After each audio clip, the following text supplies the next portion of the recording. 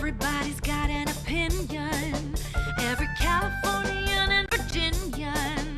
It's so hard to tell who to trust and who to ignore. Someone's gotta settle the score. Trey and Chelsey will help you choose whose views win, which ones lose. Online haters are coming for you. Baby, it's time to review the review. Hello.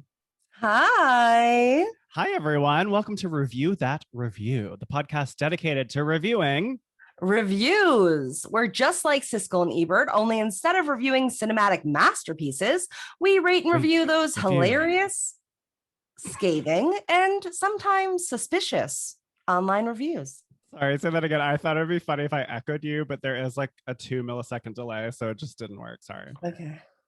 Sure. Let's just do from welcome, I guess. Okay. Hi. Hi. Welcome, everyone, to Review That Review, the podcast dedicated to reviewing Reviews. We're just like Siskel and Ebert, only instead of reviewing cinematic masterpieces, we rate and review those hilarious, scathing, and sometimes suspicious online reviews. So suspicious. That's There. Chelsey, Donn. And that's Trey Gerrald. And together, we're The Review Queens. How's your crown feeling today, Trey? You know, I've secured it with 19 bobby pins and a whole lot of Aquanut. Okay, well then it's definitely not going anywhere. How's your week been? My week is good. I feel like I always have a really boring answer to this, which is probably a great thing. It's a hard question, to be fair. Well, you know, I think my week's been good. We're still, assimilating as a family with our new dog, which I think we are going to go with Hunter. We're sort of still figuring that out.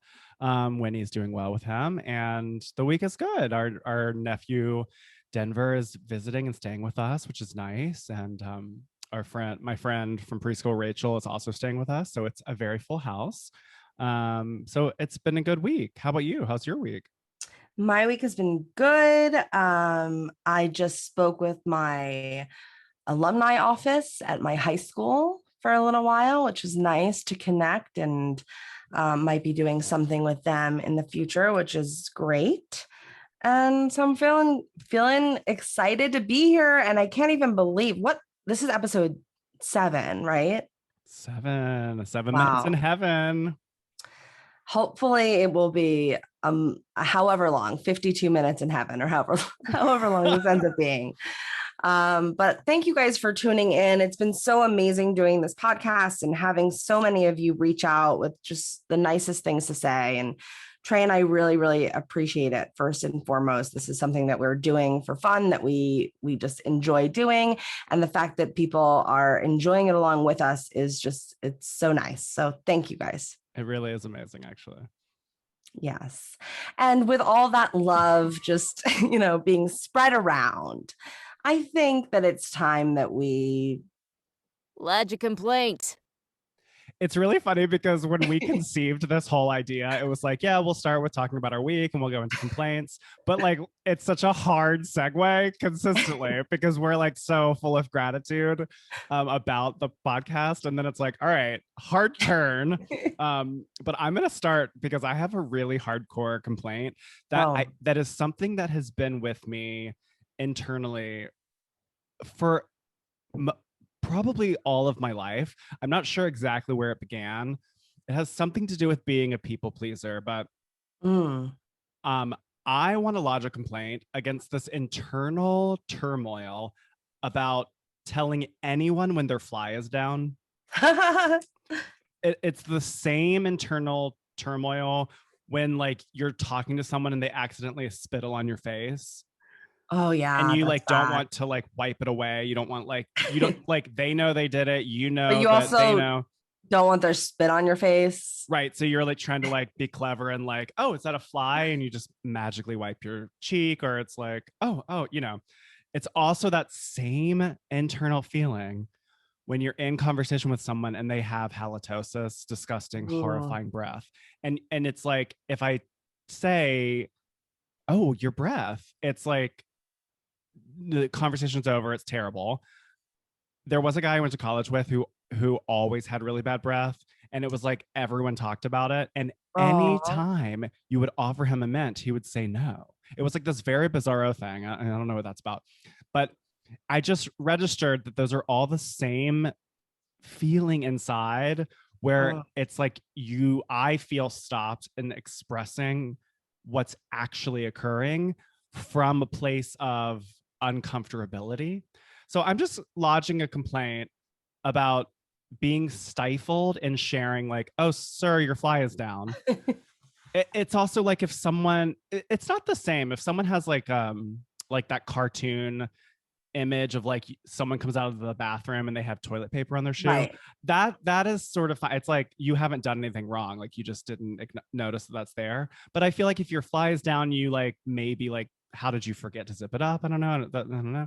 But like if you have bad breath, it's like, well, why do you have bad breath and you didn't realize it? And so I don't want to acknowledge it because then I'm being judgmental, and then it could be confrontational. And if someone spits on my face, I don't know why that's so uncomfortable. And I'm really hoping that out of the pandemic, that's something that we just have no issue with anymore. But that's my complaint. It really wreaks havoc internally on me.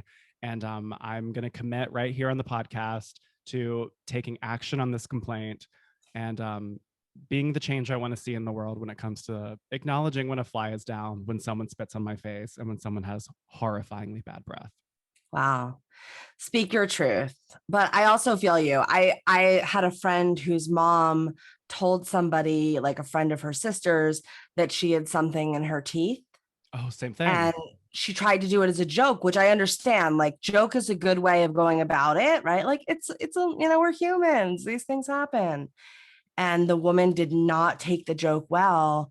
And to this day, like, cannot stand my friend's mom. And it's just like, we're just trying to help each other out. It's awkward. We're empaths, we feel like the shame for them and we want to end that shameful experience. But it's just one of those things where it's hard to know how to approach it. Like, how can I be helpful without making you feel worse? Like, how can I create a safe space for you?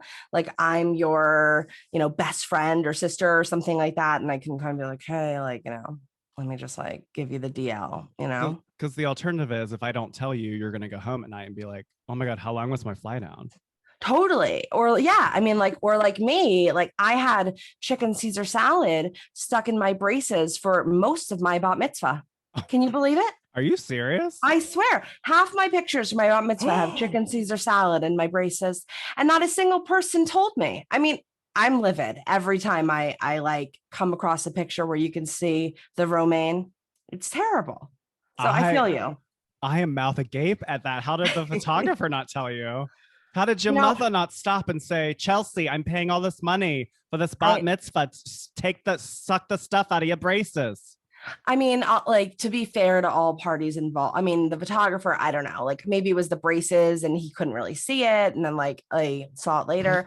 I feel like in terms of my parents, my family, like that kind of stuff, it's sort of like how I felt at my sister's wedding, like you plan this thing for a whole year, whatever it is, and then it's over in the blink of an eye. And so you're not really conscious in the same way. So I don't blame my family. I feel like they were busy. They had like a lot of people to talk to and, quelling to do, hopefully.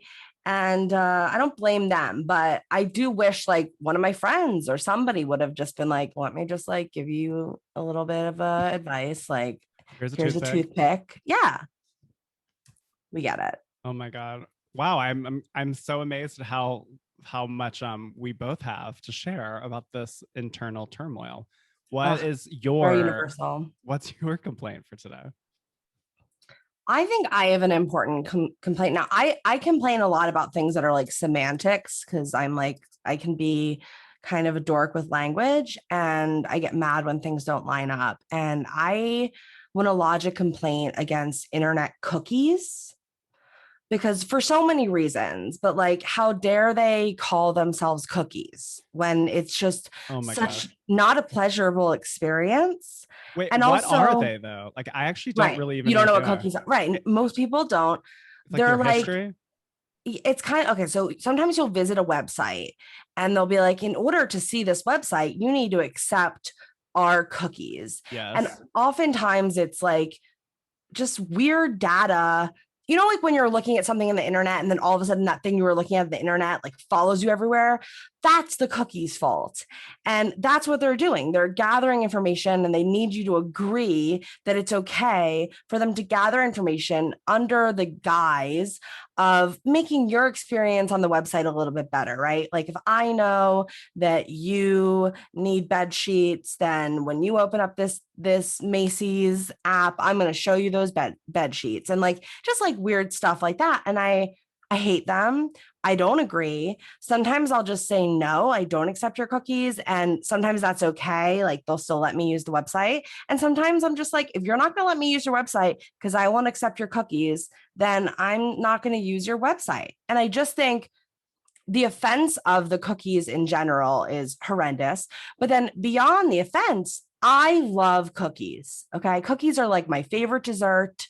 I enjoy them. I think cookies are perfect. It's like the cookie is to dessert what the taco is to like an entree. You know what I mean? It's just like all perfect ingredients and it's great. Cookies are fabulous. And the fact that they have the nerve to call this is not a gift. This thing cookies offensive. They should change the name.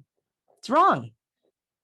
That is such a like real complaint that like it happens so much in a day that I don't even recognize. Like I don't even like recognize the nuisance any longer. I feel like something happened recently in the last couple of years where it's like every single website has a little banner that's like accept our cookies. No, I'm not accepting. Ugh. Wow. Good job, Chelsey. That I really feel you on that. Thank you. I think we should start a petition. And if anyone listening is also annoyed by the cookies and just how intrusive they are, and also how dare they take the name away from such a luscious dessert, you know, let us know. Leave a voicemail. Okay. I feel better. I really do feel better being able to discuss that with you and get it off my chest. How do you feel having talked about your shame of confronting people even when you're helping them? I think I feel okay. I don't really feel resolved, but I feel I feel like excited to take on not being uncomfortable anymore. Yeah, like you're on the path now. I feel a little annoyed now about cookies, to be honest. But anyway, let's move on. Let's jump into some written online reviews. Please. As you know, we are your trusty review queens. We each bring in a review from the internet that we feel needs to be inspected. We read you the review, break it down, and rate the impact of the review on a scale from 1 to 5 crowns. It is a very regal process that we call Assess that kvetch. Hey, Chelsey, did you know that kvetch means complaint? I'm kvelling, Trey. You're Yiddish. It's excellent. Gesund. Yikes. Okay. Who is first? You are my lady. Today? I'm first? Oh my goodness. Okay. Take it away, my lovely co-review queen. Review that review. Okay. Well, my review is a little bit longer today. So just giving that preface. My review is a little bit small. So I'm going to stretch it out. Give me 1 second. My review is written by, I'm going to butcher this name and I apologize in advance, Orsolya. I'm going to spell it Orsolya, Orsolya D. This is a 2-star review of Ripley's Believe It or Not in Hollywood. I believe it's in Hollywood. And this is Orsolya D's opinion of Ripley's Believe It or Not. You're right, Ripley. I don't believe it. I don't believe what a complete waste of time and disappointment you are. You're lucky I had complimentary tickets because there's no way anyone should spend hard-earned cash on you. One expects much more fun from this famous tourist hotspot. What a dud this auditorium turned out to be. The most appealing factor? The exterior, which has you believe that the contents will entice, excite, and astonish. I suppose that is another one of Ripley's illusions. I generally stay away from tourist spots, but I had complimentary tickets, and hey, if it's free, I'm in. Not to mention, I took the metro, so I didn't have to deal with parking and whatnot. I arrived to an empty building. Maybe everyone already knows not to come here. Even the young teenager working the front desk was bored and making fun of the establishment. I expected oddities, jars with preserved alien creatures, ancient artifacts, etc. What I find? A few rooms of facts on tablets and the most cheesy mannequin displays demonstrating the stated fact. It was horrible. I have a better time reading a Ripley's Believe It or Not book. A complete bore. There were only a few highlights, which are barely memorable, so that shows how much of a highlight they were. Everything looked like a fun house at an elementary school carnival. The hall of dungeon-like displays of torture weapons was okay, but played cheesy Halloween sound effect tapes, and the mannequins were dressed up for Christmas, wearing Santa hats and naughty signs, which decreased the effect even more. We were in and out of this place in about 30 minutes or less. I can't believe this place is still in business.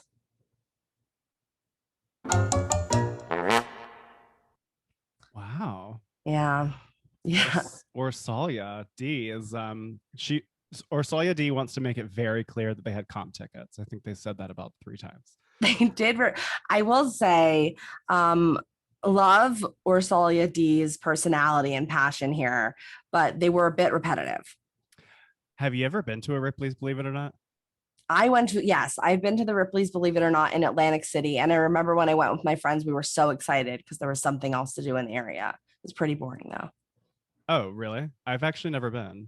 Yeah, it's not like they really oversell it, which I think is what Ursalia is getting at. Like outside of it and everything, they're like, Ripley's Believe It or Not.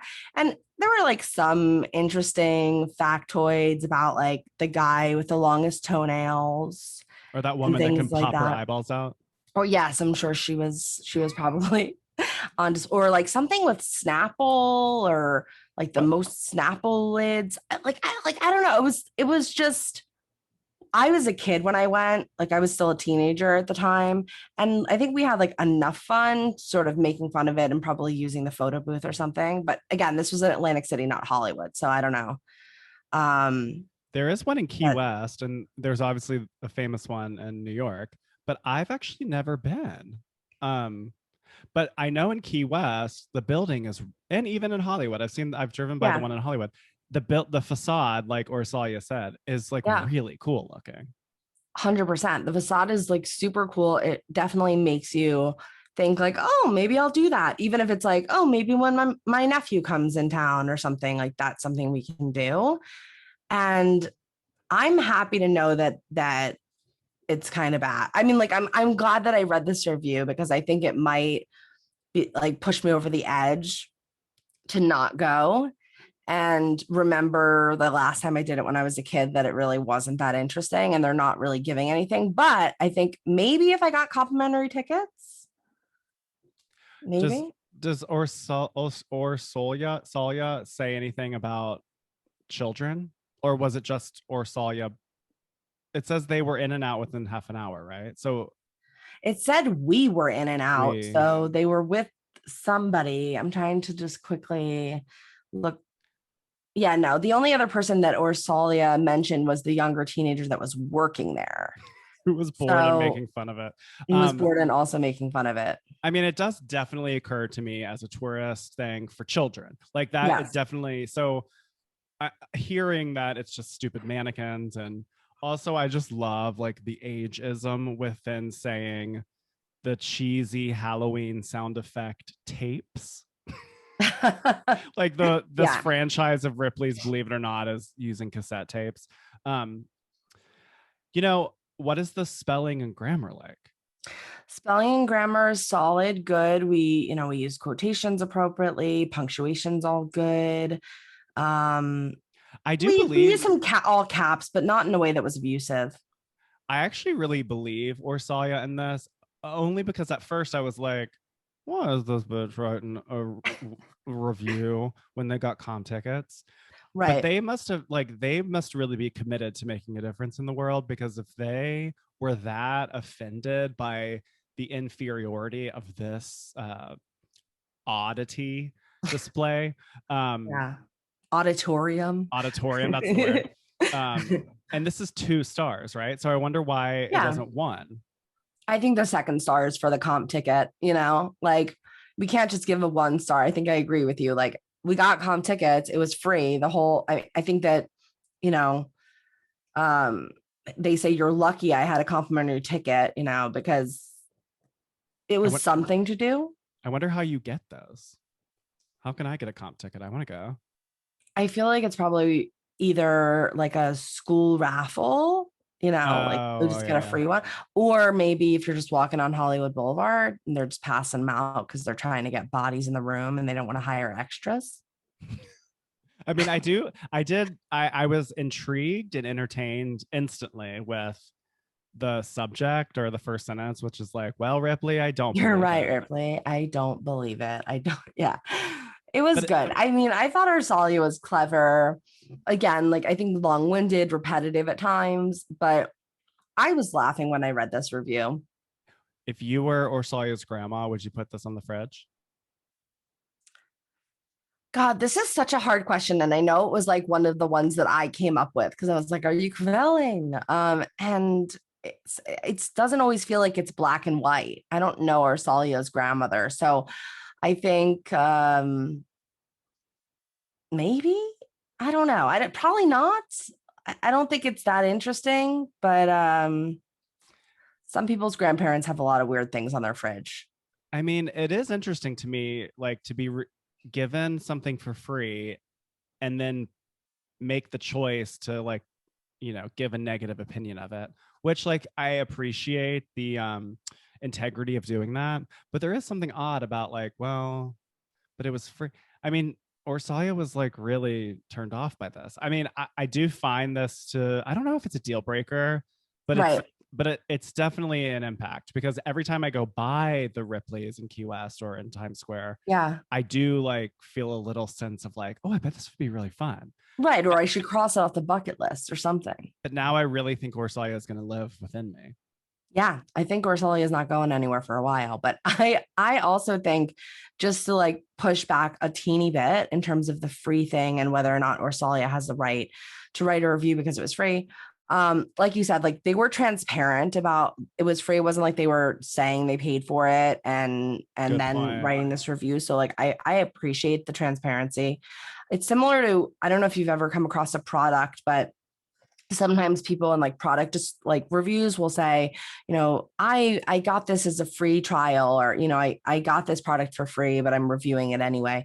And I think that sometimes money comes up in the review, like this was a ripoff or something like that. Obviously we dealt with that with last week's wish.com issue, but like this, it doesn't always have to be about money. It's really about, is this worth my experience? Is this worth my time? And so I think I would consider Orsalia just as much as I would consider anybody else, because they did walk through it. They experienced it. I mean, half hour, but they were in there and they did break down some of what I might expect to see if I were to visit this Ripley's, believe it or not. And they think also said it was an empty building. So like that also helps you to like read the tablets that fast and get out. Yeah, like there's like nobody in there, so there's no fighting. And to your point about this, like it almost pushes me more in the other direction about they got this for free and it was still like so inferior of an experience that they just like don't want anyone to spend money because they didn't like it and it was free. Yeah. So there is something like very humanitarian about that. I don't know. I feel like I'm ready to crown this. How do you feel? Yeah, and also like just before we crown it, to point out, like I said, Orsolia is an elite reviewer, and I know that people who are elite reviewers, they take it seriously. Like it's almost like their job to, whenever they have an experience, share their experience with the people. So I think that plays into why Orsolia wrote this review. Wait, I missed that before. So so Orsolia is an elite Yelp reviewer? Yeah. So Maybe they that's how are. they got comp tickets. Oh, maybe. Yeah, good point. But maybe.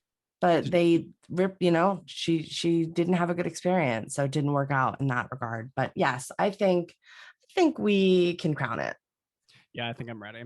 Okay. All right. So Chelsey and I each have our own set of 1 to 5 crown cards. And in an effort to be fair and not influenced by one another's crown cards, we will simultaneously reveal our rating. The queens are tabulating. All right. Are you ready? I know. I really want to break a crown in half again. I'm like, we could let's do half crowns. We'll make cards and incorporate them later. okay. Okay, you ready now? I guess I can. You want to make one to hold it up? Yeah, I'll do this really quick. I'm gonna make one too. Yeah. All right, now. Wait, this is so bad. It's really funny. I'm gonna show. I can't wait to show you. Okay, hold on. Okay, wait. Okay. Okay. Okay, I'm ready. Yes. Total score. Oh my goodness. We both said 3.5 crowns. Oh my God. Trey, Look at your half crown. It looks like Bart Simpson. I appreciate the drawing. I didn't even draw anything. I just wrote it on the back of one of our cards from Merrill Go Round. But okay, 3.5 crowns, unanimous decision by the queens. Trey, please explain your 3.5. I mean, I think that Orsolia had really salient points here, and I appreciate the candor. It wasn't super entertaining. I thought it would be more from the joke at the get-go. But I do think that there really is a lasting impact. And so for that reason, I actually do want to go to one now. But I want to see how factual Orsolia was. So for that reason, I broke 1.5 because I didn't really think it was 4, but I didn't think it was 3. So 3.5, that is my rating. Why did you do 3.5? I had the same feeling. Like I wanted to do 4, but then I was like, I'm sort of a little bit of a stricter judge. So I didn't think it was quite worth 4, but I did think it was worth more than 3. I thought that I took points away from Orsolia because I think they were a little bit repetitive and they really were top heavy with the entertainment and then sort of like fizzled a little bit. But that being said, I was thoroughly entertained. They, everything was clear. I could understand what they were saying. They were transparent about their experience. I definitely believe that they're real. And this is an authentic review. So for those reasons, I gave Orsolia 3.5 crowns. Great job, Orsolia. I mean, it's a very solid rating, half of a crown above being middle of the road, which I applaud. Yeah, me too. All right, let's take a quick break from all of these oddities, auditorium talk. And when we come back, we're going to listen to some listener voicemails before we get into my review. Oh my God, I can't wait. All right, love it. BRB. BRBZ. Hold your crown. We'll be right back.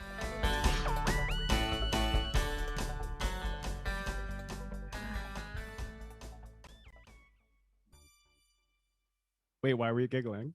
I just love this. This next. Yeah. Okay, I'm gonna try to do another commercial. Okay. Oh, you are? Oh my God. Okay. Hello, it's me, the non-trademarked cookie.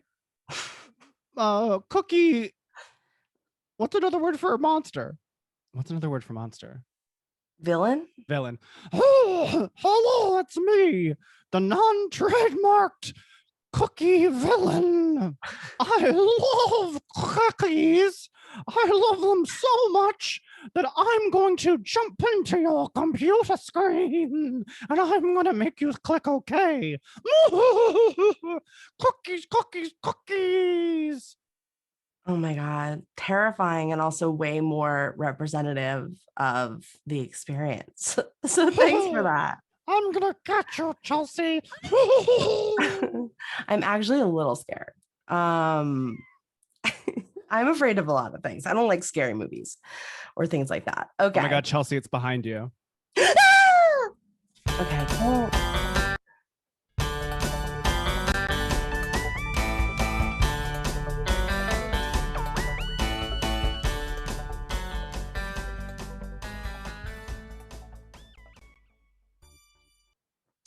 All right. So this week, Meryl is on her union break somewhere in the Caribbean. So today, we're not going to have any time to get. Oh my God. Wait, hold on 1 second. Shoot. Sorry. I thought I turned my phone off and I guess I didn't. Oh, it's Listener voicemail. Listener voicemail. Listener voicemail. Oh my goodness. I didn't know we were doing this because I didn't say that we were going to do this.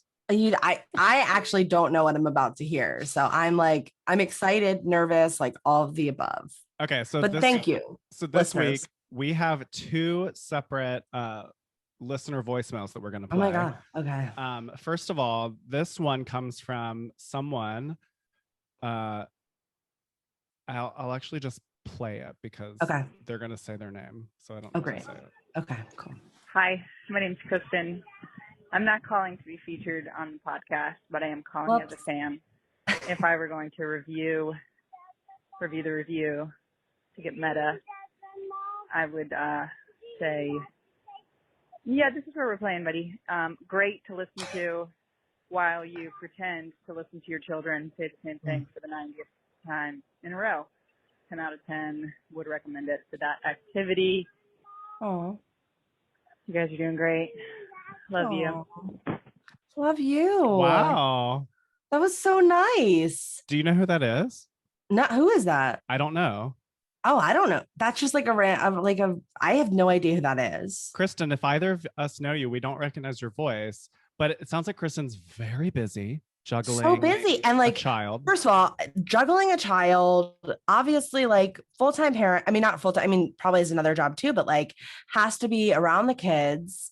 And still took the time to call and compliment. And also, I'm sorry, Kristen, because I know you said you didn't want to be featured and we featured you anyway.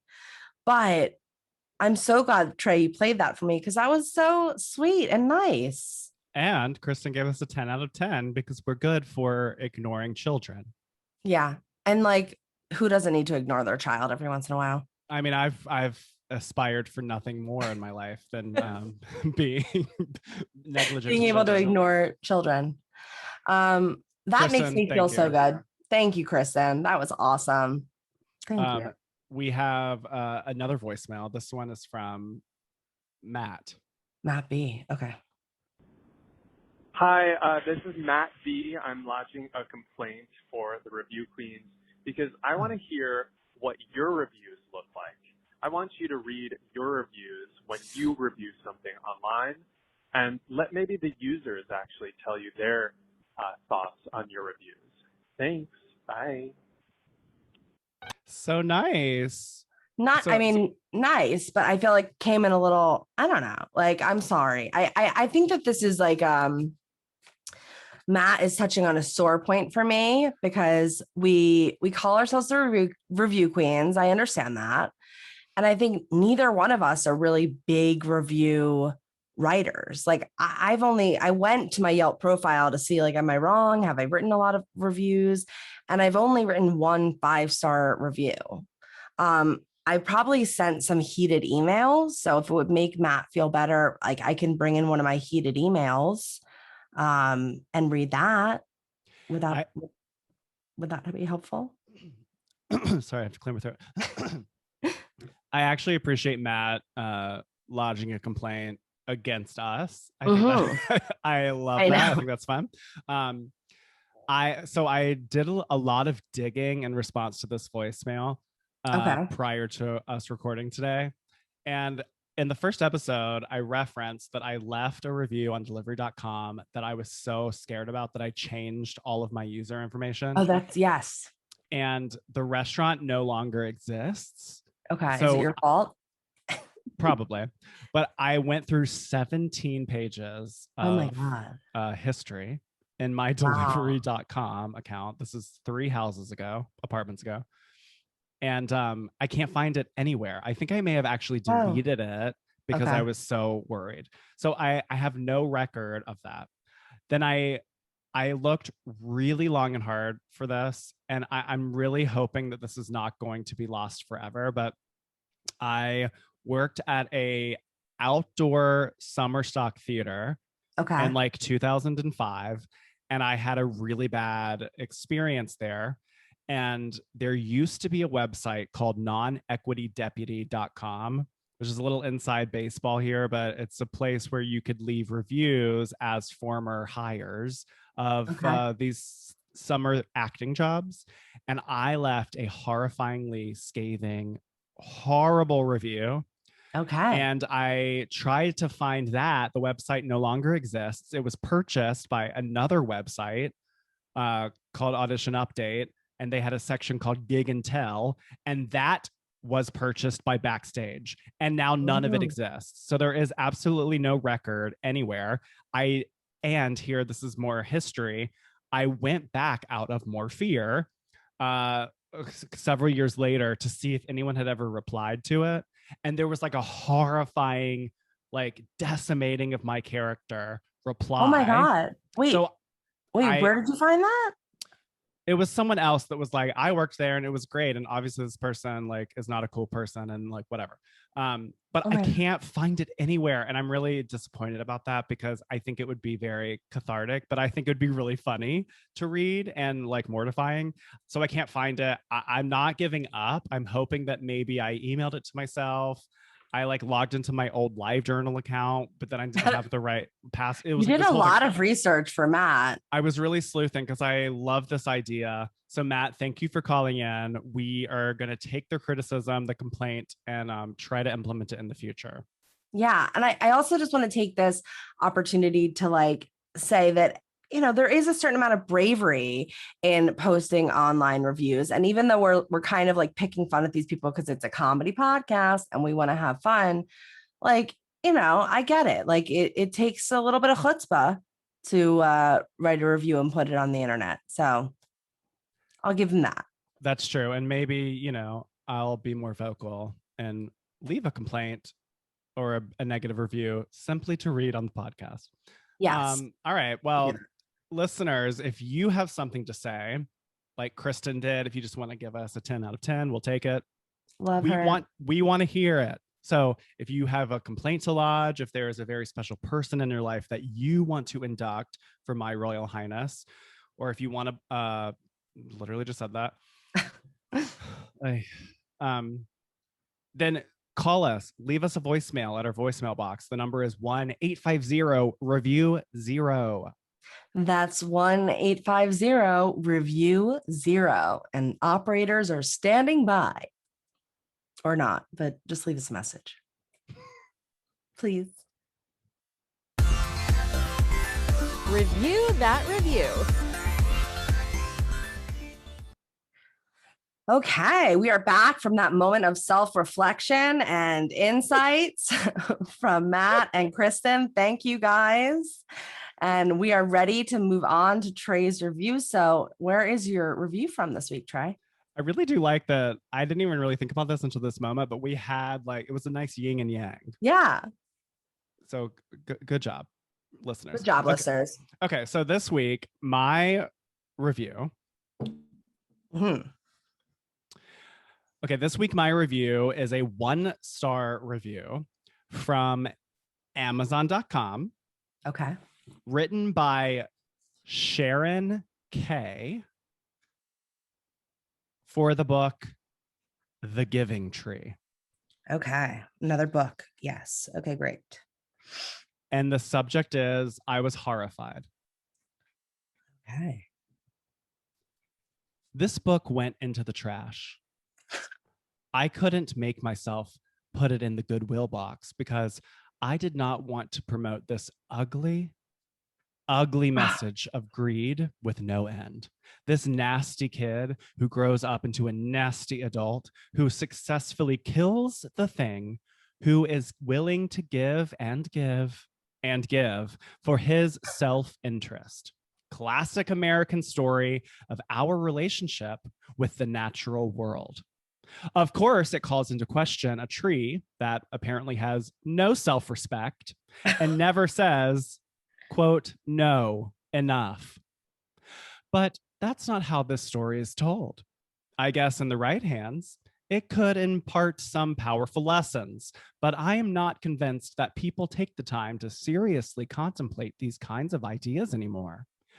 On the surface, it is just an ugly story about unfettered greed, a me mentality, no regard for anything but self, a stupidity that destroys, and a self-destructive tree with no sense of self-preservation. The whole thing was bad karma from beginning to end. I met the recycle bin within 10 minutes of getting here. And shame on you, Silverstein, for writing such a garbage story. Giving? Yeah, right. This book should go out of print, and some of the decent stuff that was written for kids should go back in. Just totally disgusted over here.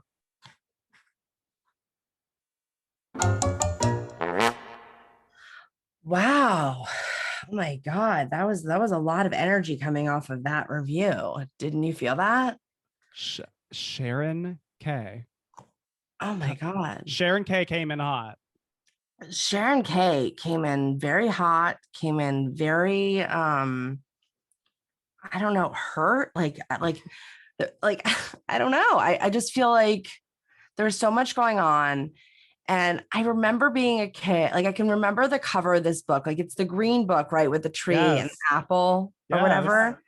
But it's been such a long time that I can't even remember the story. Do you remember the story at all? Oh, yes. You do? I loved The Giving Tree. It is a Shel Silverstein book. Yes. Basically, it's like this little baby is by the tree, and then like the tree gives him shade, like so that he doesn't get sunburnt, and then like he loves the tree. I think he like brings his date to the tree, and then like he carves his initials into the tree, and then as he gets older he like cuts the tree so that he can build a boat, and then he like is an old person, and then I don't know, he makes a coffin out of, I don't know what happens at the end, but the whole thing is that the tree is like the tree anything keeps for giving. you. It's a giving tree. It's in the title. Right. But Sharon says F and shame on you. I know. So I wrote that down. So F and shame. Did she write just the letter F? Yeah. Okay. Yeah. Good. All right. But I mean, still bad, but like, at least she didn't go for the full profanity. Do you think that Sharon is not from America? Oh, I didn't necessarily get that vibe, but what made you think that? Classic American story of our relationship with the natural world. So yeah, it sounds like it's self-deprecating American. Yeah. I think that like, I wonder if Sharon K is in grad school and she was doing research for like her thesis. And she was like, let me come up with a really controversial opinion about something. Like what's something that everybody liked when they were a kid, The Giving Tree. Let's take Cheryl to school. You know what I mean? And then, because it felt like she was very kind of like soapboxy about her interpretation. And do we think it's that deep? Do we think it's that deep? I feel like everyone knows that like the book is like that it's like a terrible story. I mean, not that, but everyone gets that like they're saying like, why is this the point of the book? Like, shouldn't the lesson be they're enough? Like, have self-respect. First of all, it's a tree, so is it a self? I don't know, but like, I think that's the point of the book is if you give too much, it's like and you lose. But like, Yeah. hello, if we're going to call out the giving tree, then we need to call out literally every Grimm's fairy tale, which then became every Disney story. They're all horrible. Oh, you have to change who you are to be loved.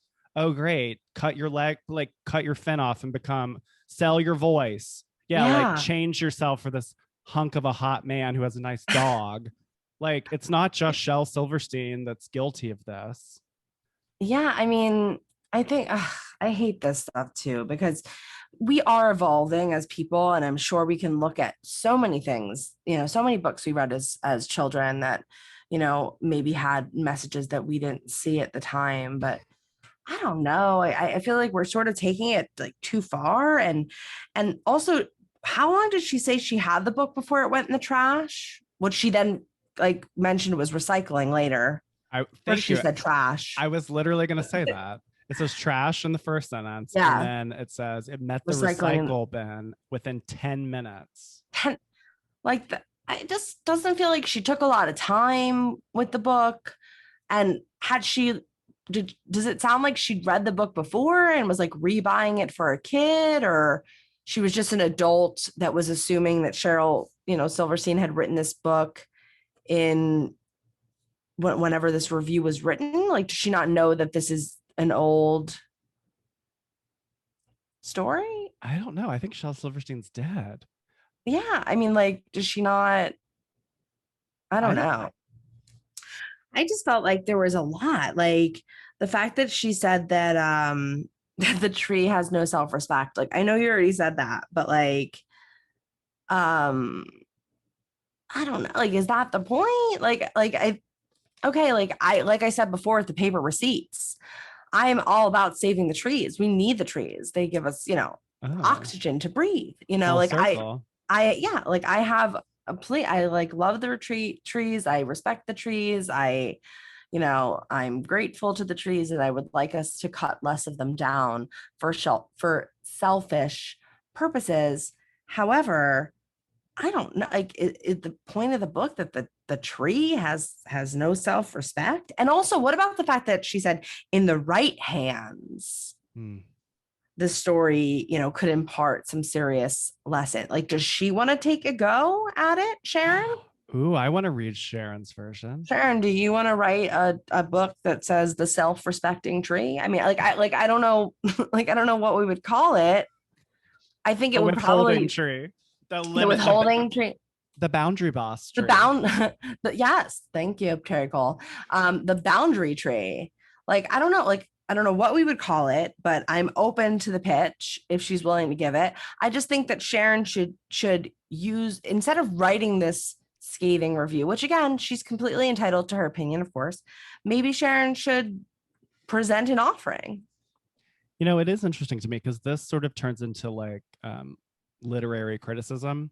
Yeah. Because I do think that there is perhaps this book is an inciting incident for a teaching moment within a family or to whoever is reading it. It could prompt a conversation. I imagine that was what was occurring in my childhood. I remember I loved the book.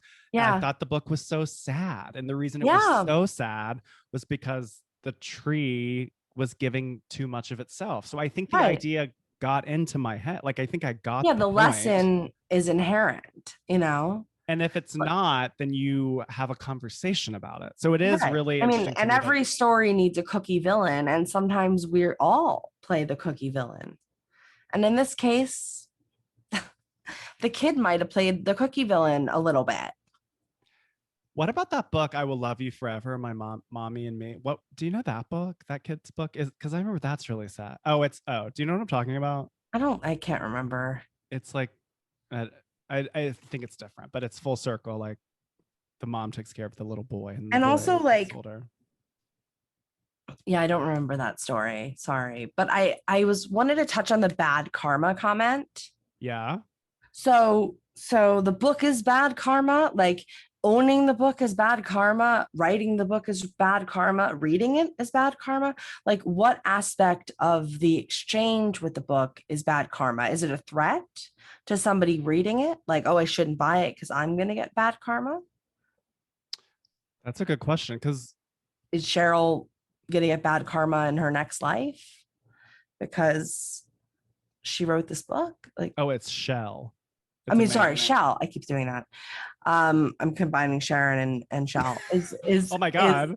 I know I should never. Is Shell Silverstein, gonna reap the, karma of this? The whole thing was bad karma from beginning to end. What does that mean? Because what's the bad karma? Yeah. What is the bad karma? I'm curious. Like, what do we mean by that? Because the boy doesn't get punished. Like, the boy has no consequence. So there is no bad karma there. And the tree is willingly giving. Right. So where is the bad And karma? also we take, right? Like, I think what you were kind of saying it before, like, there's an opportunity for a lesson here. We can pretend like we're so high and mighty and we don't take from the trees. But the reality is we do. We take from the trees every day. Every time you go to CVS, you take from the trees, right? Every time you go to the bathroom, if you don't have a bidet, you better thank those trees. Like, every day I'm sitting at a desk that's made out of wood. A tree died for this desk. I mean, I would argue that this book is offering that lesson. Be cognizant of how much you're taking and not giving in return. How much of a taker are you? I think this whole conversation is leading down the road of educators need to be paid more, because the whole point is in kindergarten, you sit in your little story well, the teacher reads you this book, and then there's a conversation following about how are you like the boy? How are you like the tree? How can you be in the middle? Oh my gosh. Right. Sharon's got us all worked up. I mean, the other thing I'll say, you do tend to bring in the books, which I appreciate. It's not like my first go-to when I'm searching for reviews for us. And that's why we make such a great pair.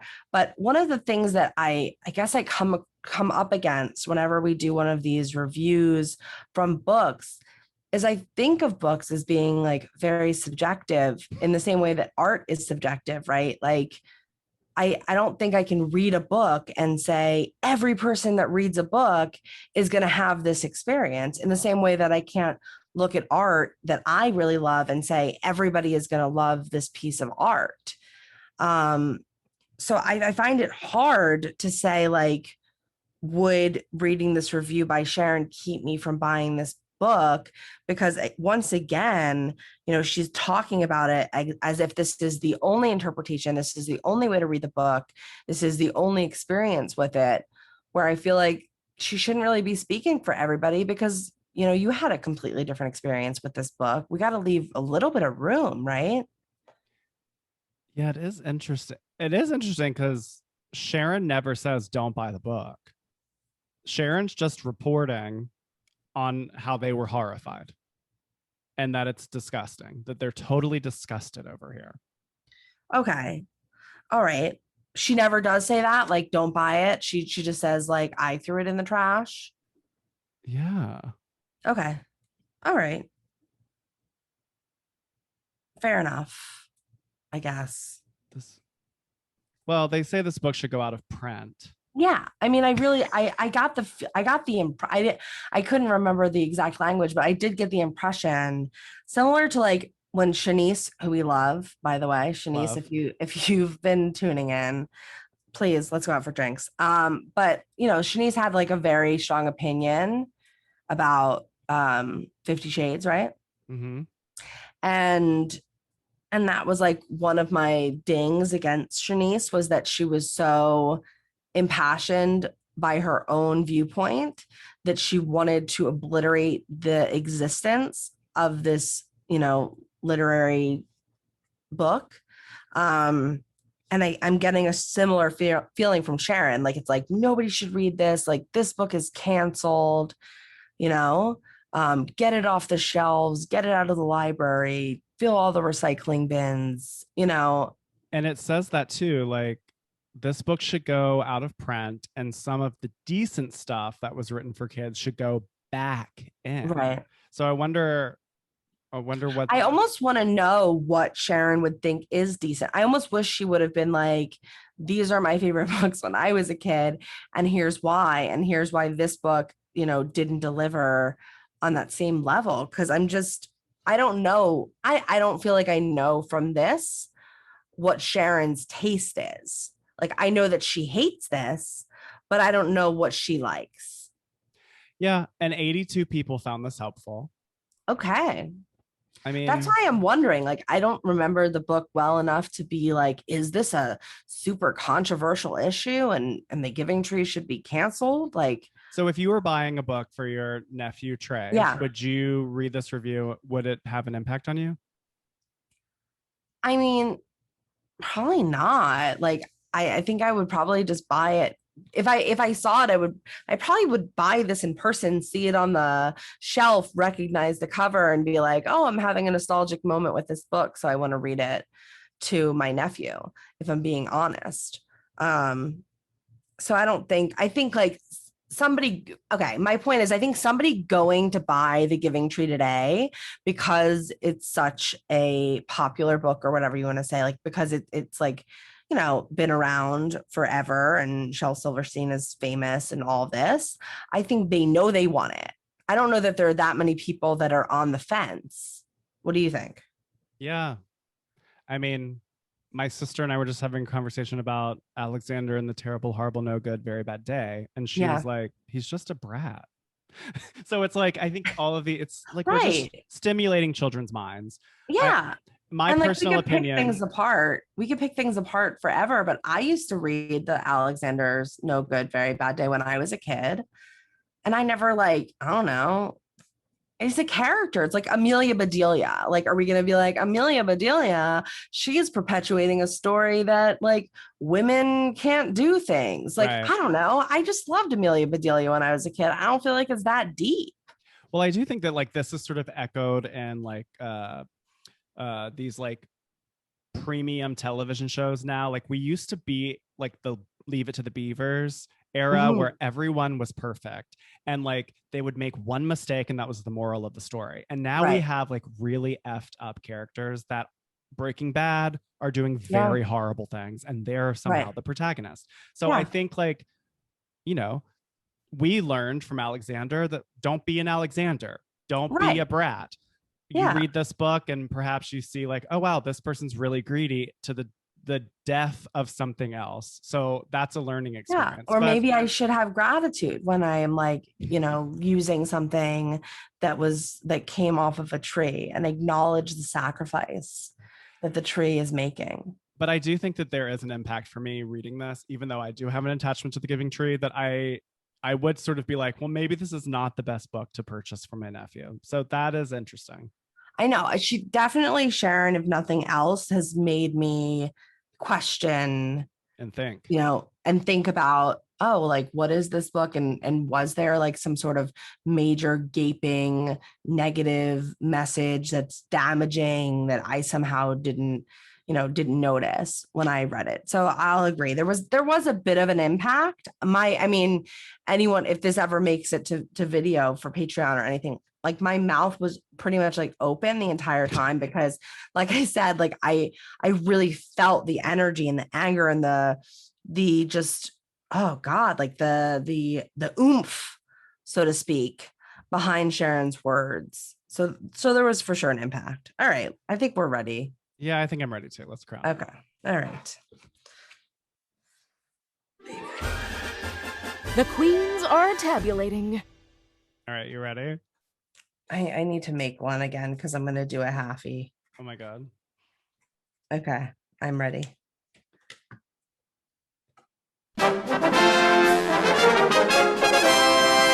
Total score.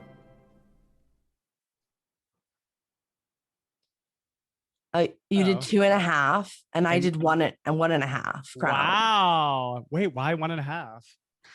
I did 1.5 because I don't know, like I didn't agree with the way she came at it, how like intense she was, the fact that I didn't even know if she read the book. Like she took no time with the book. She threw it in the trash immediately. She had a very rash judgment of this and then got it, threw it in the trash, then took it out of the trash and put it in the recycling bin and then got online and wrote this review. And I don't know. I don't feel like Sharon really took enough time with the book, or did, other than like just her like kind of philosophical and broad statements about lacking self-respect and that kind of thing. I don't think that I learned anything. Like I wish I could have learned, like, this is what you're reading and this is what you think you're getting and this is what it actually means. And if Sharon had taught me something, because she had done the textual analysis and provided that for me, then I would have been like review queen. But because I don't feel like she did that for me, I was really tempted to give her 1. I gave her the extra half because I'm questioning and I want to take a second look and see if there are other people that have similar opinions about this book. So maybe I won't read it to my nephew Trey. How about you? Why 2.5? I just said 2.5 because I found it to be entertaining. Like, I thought it was funny. The point of view was so intense that I thought this is entertaining me. And it does sort of have an impact because it does make me think, like, maybe I shouldn't purchase this. Like, could it have a damaging impact? Or do I really have to be responsible for the teaching lesson because it isn't in print? Or it's more interpretable or more suggested rather than declared. And the spelling was totally fine and sufficient. And so for that reason, I gave 2.5 because I don't agree, but I feel like it's a great point of view. I feel like in terms of our relationship, like you're more the Paula and I fall somewhere between like a Randy and a Simon, you know? It's a no for you, dog. That's a no for me, dog. That's a no for me, dog. But thank you, Sharon. I will say, because of Matt and you know, just how much he made me aware that maybe like I'm a bit of a coward. I just want to take a moment to thank Sharon and also thank Orsolia for being vulnerable and putting themselves out on the internet and letting us, you know, judge them harshly based on this one thing that they wrote, perhaps out of a fit of rage. So thank you both for your contributions. More than I can say for myself. I mean, I hear that. And that is a big learning lesson for today that I think I'll take with me. I've also really learned that cookies have 2 very different meanings. And I really do like the name Orsolia. Yeah, I think we should add it to the list. Hunter or Orsolia. Orsolia. I wonder what that, because I was imagining Orsolia as female. Yeah, actually, I don't know why. Maybe the A at the end. I don't know. Yeah, maybe. I don't really know. Well, anyway, my queen, we've reached the most regal portion of our show, which is, who are you inducting, Trey, for? My Royal Highness. All right. So this week, I have chosen to induct an organization that is very near and dear to my heart, that I've supported for many years, and it's called the Trevor Project, which is a resource nationwide for LGBTQ youth. As we are recording this, we're reaching the end of Pride Month, but Pride does not exist only in 1 month. And the Trevor Project is available 24/7 with a phone number, a hotline, as well as a text line and a chat. I want to say this more succinctly. So the Trevor Project is a nationwide organization that provides support for LGBTQ youth up to age 24. And they have a 24/7 lifeline phone number, as well as a text number and an online chat for youth that are struggling, questioning, having suicidal ideation, anyone that just needs support.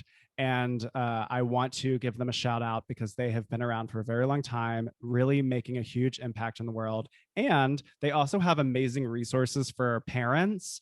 There's a whole resource page on the website with guides for how to be an ally for transgender youth, gender non-binary, and as well as coming out guides for anyone that's questioning or curious. So I want to induct the Trevor Project for my Royal Highness this week. Wow. Another very, very worthy induction. And thank you for sharing all that information. That was great. What about you, Chelsey? I'm going to take it a little bit more local, and I'm going to give my Royal Highness.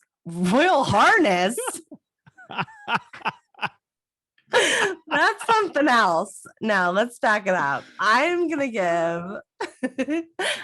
give my Royal Highness to Carmela, who I think is the owner of a floral boutique called Orchid Republic in Sherman Oaks. And Carmela is amazing. I've been ordering flowers from her for forever. And the thing that I love the most about Carmela is every single time I call, she answers the phone and she says, "Hi, Chelsey, how can I help you?" And it's just so nice. Like, it doesn't matter if I called her like a few months ago or like a year ago.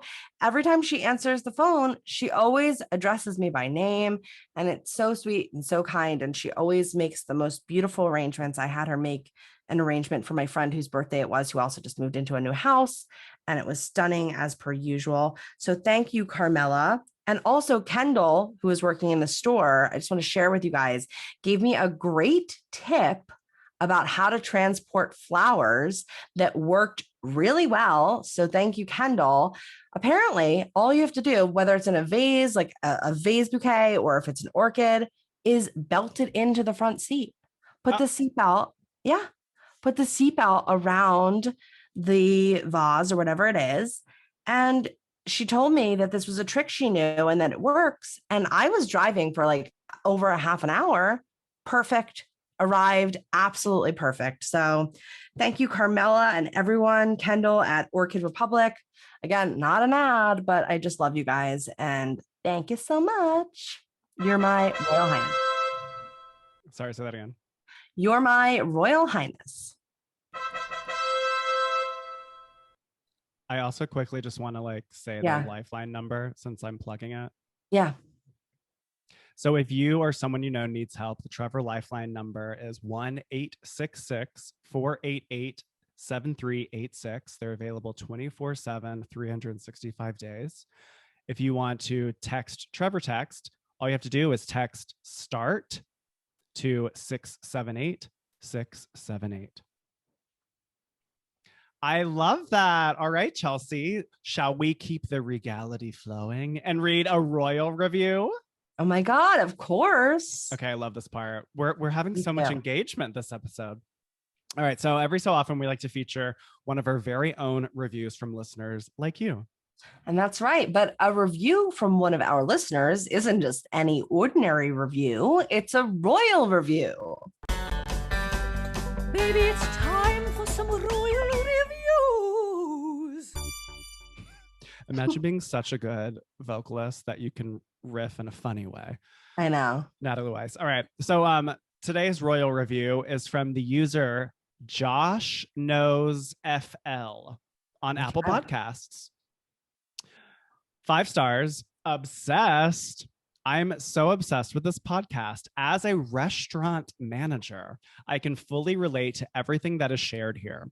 As part of my job, I have to pay attention to online reviews. So to have a podcast that lets me make light of what is honestly one of the worst parts of my job is a treasure.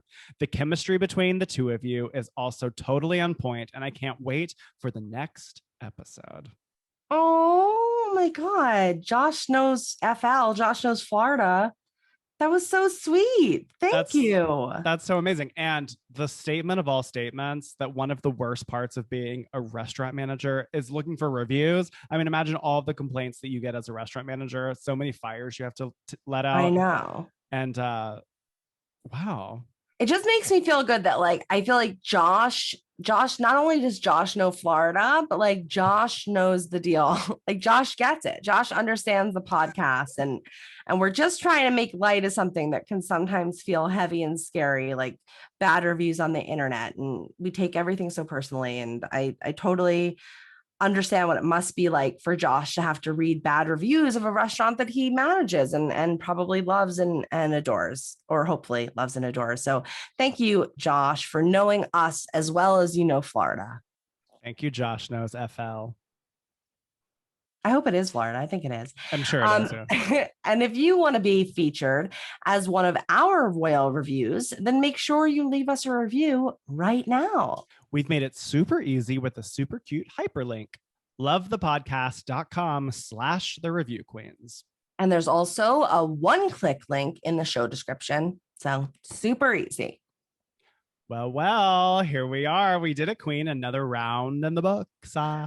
I can't believe it. So crazy. Thank you guys so much for joining us today. If you like what you heard, please tell a friend. If you didn't like what you heard, please tell an enemy. If you want to be like Emily, or did I say enemy or Emily? I think you said Emily. If you didn't like what you heard, please tell an enemy. If you want to be like Emily or Kristen or Matt, then please hit up our voicemail box, 1-850-REVIEW-0. And you can also follow us on all the socials at The Review Queens. And I'm at Chelsey BD. And I'm at Trey Gerrald with 2 R's. Become a member of our royal court by joining our Patreon at patreon.com/reviewthatreview. You can also watch live clips from every recording session on YouTube. And remember, be like Robert. Wait, is it Robert? Who's It's Robert? Josh. Josh. I don't know who the hell Robert is. Okay. And remember, be like Josh, who knows everything. Ignore the haters. You're a queen. Gender non-specific queen. Of course. Bye. Bye. I don't know who Robert is. Review That Review is an independent podcast. Certain names have been redacted or changed to protect the guilty. Executive produced by Trey Gerrald and Chelsey Donn, with editing and sound design by me, with voiceover talents by Eva Kaminsky. Our cover art was designed by LogoVora, and our theme song was written by Joe Kinosian and sung by Natalie Weiss. Thanks for watching, Queens. Click here to subscribe, and click here for more videos.